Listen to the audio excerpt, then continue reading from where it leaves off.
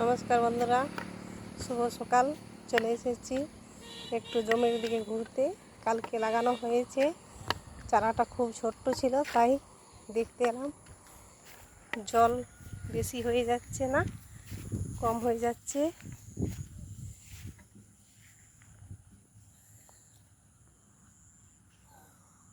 অনেক গাছ তো উঠে গেছে। দেখো এই যে এই জায়গাগুলো ফাঁকা হয়ে গেছে, গাছগুলো উঠে গেছে সব।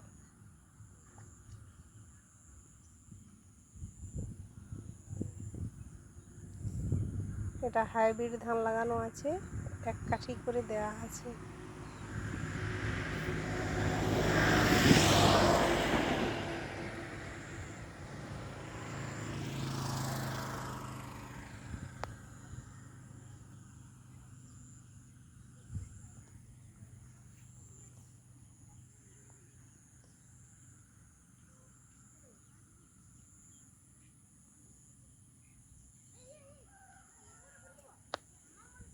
এখনো কিছু চারা রয়ে গেছে।